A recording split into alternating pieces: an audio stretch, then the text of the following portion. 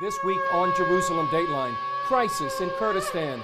The Iraqi army and Iranian-backed Shiite militias take over key territory from the Kurdish army and put the region on edge. It's an astonishing coup in a certain sense. We're not quite sure where this will end. Plus, Christian media from around the world come to Jerusalem. This is really a historic thing that we started it and we want it to become a tradition. And a Holocaust survivor celebrates 100 years and counting. All this and more this week on Jerusalem Dateline.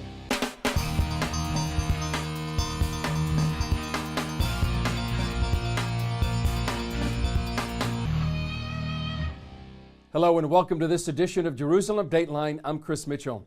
The latest conflict in the Middle East involves two U.S. allies pitted against each other, the Kurdish regional government and the Iraqi government in Baghdad. The Kurds voted for independence, but Baghdad, Iran, and Turkey all oppose Kurdish freedom. Recently, Iraqi forces, along with Shiite militias backed by Iran, drove the Kurds out of the oil-rich province of Kirkuk. Reports say the two sides have agreed to a ceasefire, but the events of the past week represent a major blow to the Kurdish regional government, a setback for U.S. interests in the region, and a boost for Iran's goal to dominate the Middle East. After the fall of Kirkuk, thousands of Kurds demonstrated outside the U.S. consulate in Erbil. They protested the lack of U.S. response to the Iraqi army and Shiite militias' military campaign against the Kurdish government. It's an astonishing coup in a certain sense by the Iraqi government, supported by the Iranians, a very major blow to the Kurds. We're not quite sure where this will end, but certainly right now the Kurds are in retreat. Middle East analyst Jonathan Spire explained Iran is the power behind the military campaign of the past several days. The Iranian role was very prominent and openly declared. That is to say, the leader of the Quds Force of the Revolutionary Guards Corps, General Qasem Soleimani, was in Kirkuk in the days preceding the Iraqi and Iranian military move. Before the offensive, Israeli Prime Minister Benjamin Netanyahu told CBN News Iran's goal is to build a Shiite Muslim arc of power in the Middle East. What they want, from Tehran to Tartus, from Iran to the Mediterranean, they want this Shiite arc to colonize it and control it. And everyone's concerned. Get this, they're trying to import Shiite militias that are now trying to choke the Kurds in Kirkuk. Because of the close partnership with Iraqi forces and Shiite militias, those militias used U.S. weapons for the offensive against Kirkuk. And we saw a situation in which the Shia militias were operating the state-of-the-art Abrams tanks, the best US-made tanks in the world, against Kurdish forces who had nothing like the same level of anti-tank capacity. I think from the point of view of the US taxpayer, I wonder how the US taxpayer would feel to know that, his or her hard-earned dollars have basically gone towards equipping a fervently anti-Western Shia Islamist militia force. The Kurds proved the U.S.'s best ally in the war against ISIS. During the recent referendum for Kurdish independence, retired U.S. General Jay Garner told CBN News how the Kurds can be a vital U.S. ally against Iranian expansion. Strategically, this is one of the best locations in this part of the Middle East for us to have an ally. And we could have a strong U.S. ally. That's why the Iranians are against us. They don't want a strong U.S. ally on their border, which is what the Kurds are. It would be like a carrier stationed in this part of the Middle East, a U.S. carrier. One of the few countries to stand with the Kurds has been Israel.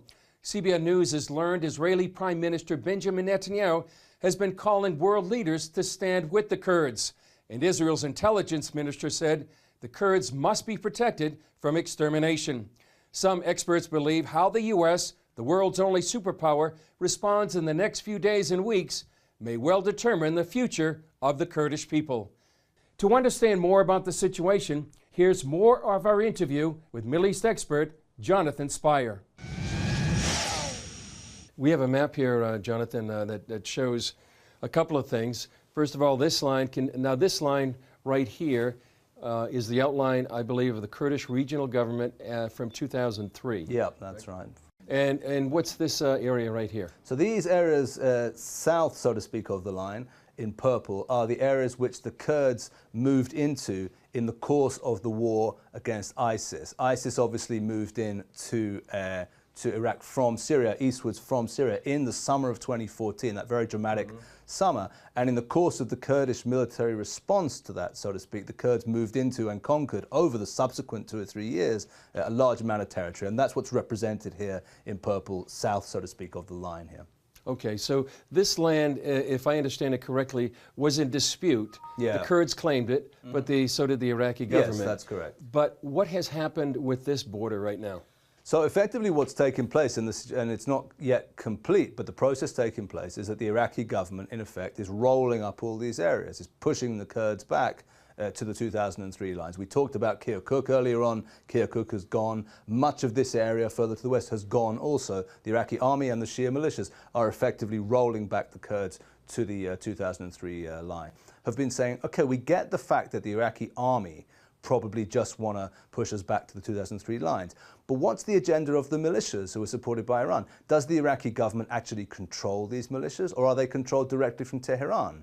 Maybe the militias, therefore, with their momentum moving forward, will simply want to carry on moving forward, in which case the potential for very serious military clashes, even inside the pre-2003 Iraqi Kurdistan, is very real. So their agenda might be just to continue taking over Iraqi Kurdistan? Until someone stops them. Yes, that's right. It's possible. We don't quite know. And the militias and the Iranians like to keep us guessing, of course, until things become very clear at a moment of their choosing. So we're going to find out.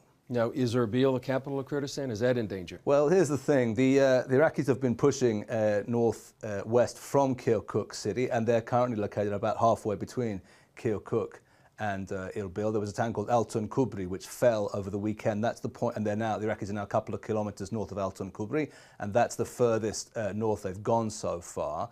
Right now, the Iraqis are still inside Kirkuk province, the border between Kirkuk and Erbil province, about halfway between the two cities. If the push forward continues, the Iraqis are currently around 40 kilometers from east of Erbil. If the push forward continues, then no one should rule out the possibility of a move towards Erbil itself. Right now, though, it's not possible to predict that. And I would have thought that from the Iraqi government's point of view, especially given its very good relations with the United States, which have been demonstrated in recent days, it would probably be a mistake to push towards Erbil. That would, of course, be against the Americans' wishes. The Americans don't want to see the KRG destroyed militarily. So probably not, but one shouldn't rule out the possibility of a push towards Erbil. Like I said, they're around 40 kilometers from there now.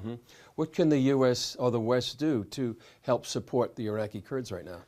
Well, a great deal could be done, but the general sense is that the United States is not currently in the mood to support the Iraqi Kurds. I think there was clearly a great deal of annoyance with regard to the Kurds choosing to go ahead with the referendum. As it turns out now, the Americans have chosen to get very firmly behind the government in Baghdad.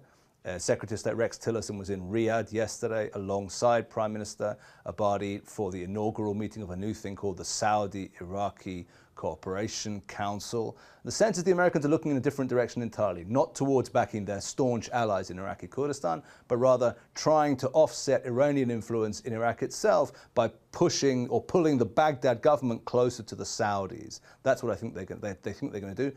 I personally don't think it's going to work. But sadly, from my point of view at least, the notion of increased American support for the Iraqi Kurds right now, I'm afraid it's just not on the agenda. That's not where the thinking seems to be.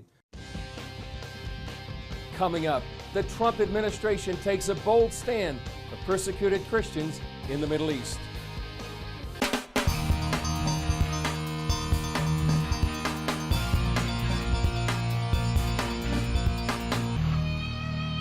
Christianity, as it's been known in the Middle East for years, is doomed if the Trump administration doesn't step up to the plate to help persecuted Christians.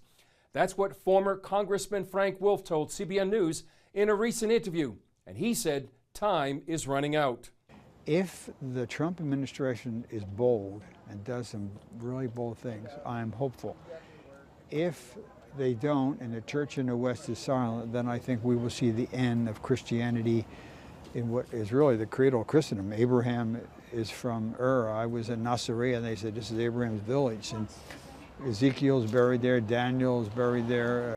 The Trump administration seems to be taking up the challenge to help persecuted Christians in the Middle East. Vice President Mike Pence say he and President Trump are working tirelessly to protect ancient Christian communities. In a keynote address to the annual summit of In Defense of Democracies, Pence said help is on the way. Under the leadership of President Donald Trump, I can assure you, the United States of America will always stand with those who suffer for their faith, and we will always support them in their hour of need, because I'm a believer. And I believe that he who said that when you pass through the waters, I will be with you,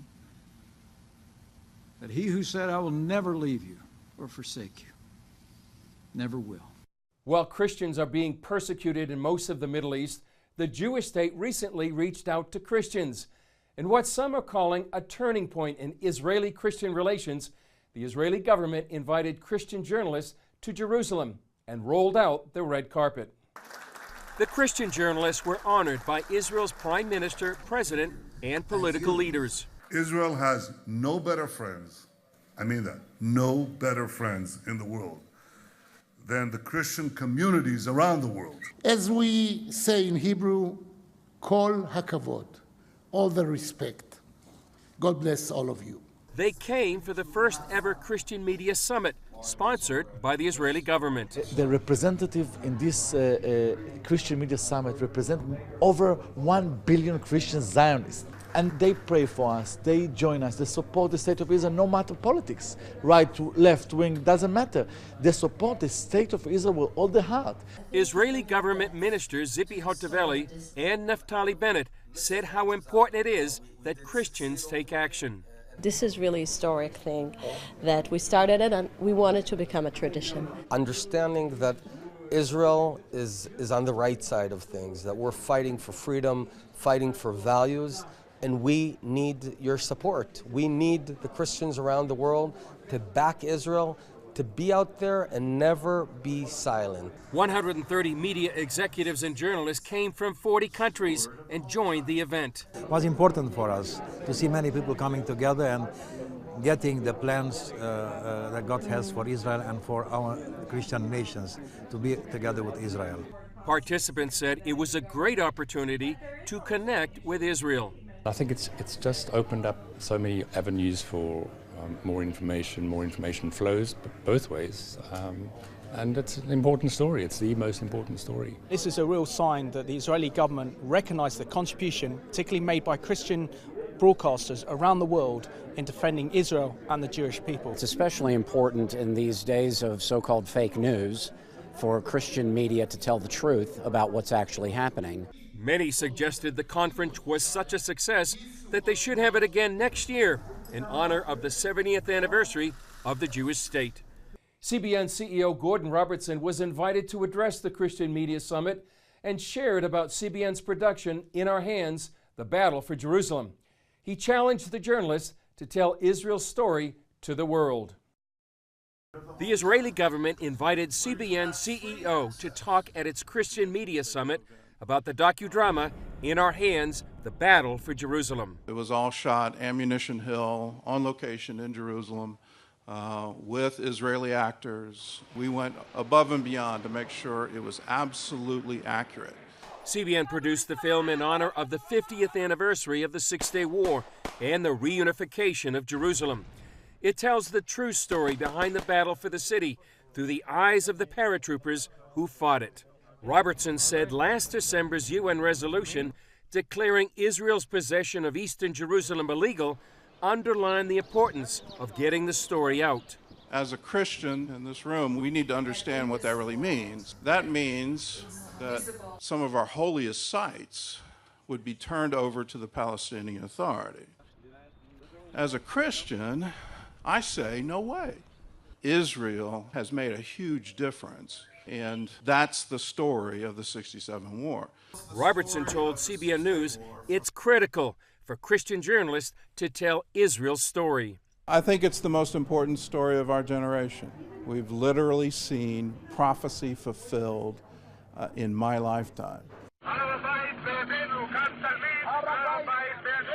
Can Jerusalem once again be the capital of Israel? Well, that got answered in 1967. Writer and director Aaron Zimmerman talked about the need for journalists to know history. Most people will report on the current facts of the Middle East, on Iran, on Syria, on what's going on. A lot of people don't delve into the history, and I think really you need to understand the history in order to get what's going on today. Robertson's advice to his audience? Tell Christian journalists, remember Psalm 126. Then they said among the nations, the Lord has done great things for them. That needs to be our watchword. Let's tell the world the great things the Lord has done for Israel. Coming up, see the Roman treasure that surprised archaeologists digging under the Western Wall.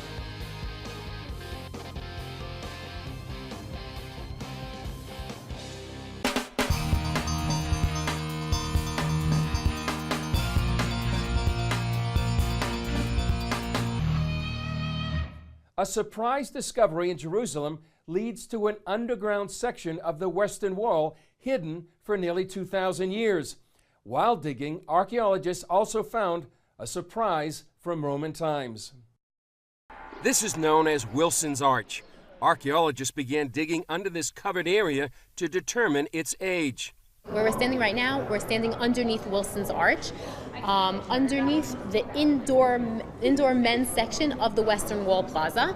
The excavation started about 2 years ago. We drilled down these beams to support the floor because one of the main goals of the excavation was to not interrupt with the prayer activity going on. Wilson's Arch is one of the only intact visible structures remaining from the Second Temple period. It was part of a bridge that served as a passage for people to enter the Temple Mount. Although its existence wasn't a surprise, the sight of huge stones buried for 1,700 years is still a scene to behold. We knew it was here, but to see it is very exciting. This is the Western Wall. This is the exact same thing as you see upstairs and outside. The preservation here is a lot better because it's been covered for the past, no rain, no sun. The preservation here of the stones is probably the best of the stones in the Western Wall that we know of today. Still, once under the street, archaeologists came upon a surprise. The most interesting thing that we found over here is a building, a semi-circular building or theater-like building. Dr. Avi Solomon said it's the first time in 50 years here that a public Roman building like this has been found. Therefore, the importance of the excavation is enormous. And it also confirmed historic documentation of a theater near the Temple Mount. This shows us the change of the culture of the city from a Jewish city focusing on Temple Mount. Jerusalem changed into a Roman colony that has different needs and different uses. One of them is building entertainment, leisure buildings as this theater-like structure. And there's more. Underneath where the floor originally was, we exposed a drainage channel that is built out of stone. And Lieberman adds, this could ultimately lead to an interesting destination. It might even connect to the same drainage channel we know in Robinson's Arch and in City of David. And if that's true, you could probably walk from underneath the Western Wall Plaza, prayer plaza of today, the modern Western Wall Plaza, all the way to Pool of Siloam. Archaeologists hope to open the site for sightseeing in a few years. Coming up, a Holocaust survivor of 9 Nazi camps inspires many as he turns 100.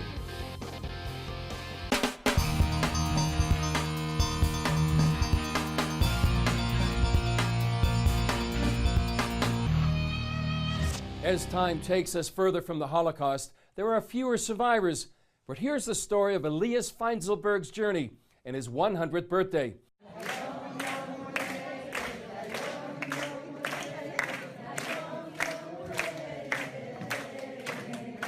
Me llamo Elias Feinzelberg, nací en Polonia, la ciudad se llama Lodz, 22 de octubre 1917. Estas son las mañanitas que cantaba el rey David. Hoy por ser el día de tu santo, te las cantamos a ti. Me salvé, Dios me ayudó, Dios me ayuda y pido siempre este.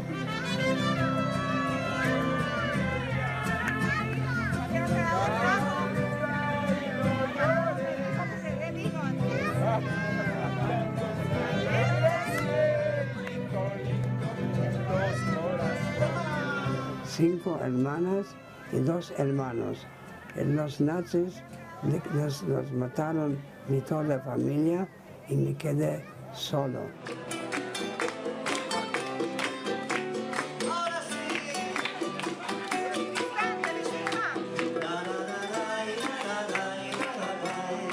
El ejército americano me libraron el día 1 de mayo de 1945.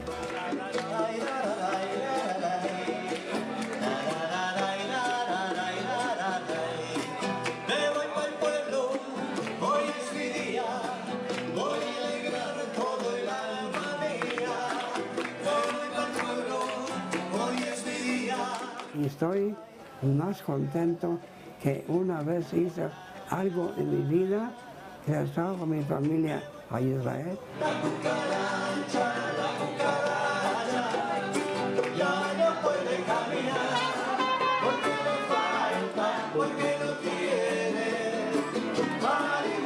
What an inspiring story. Well, that's all for this edition. Thanks for joining us. Remember, you can follow us on Facebook, Twitter, Instagram, and YouTube. I'm Chris Mitchell. We'll see you next time on Jerusalem Dateline.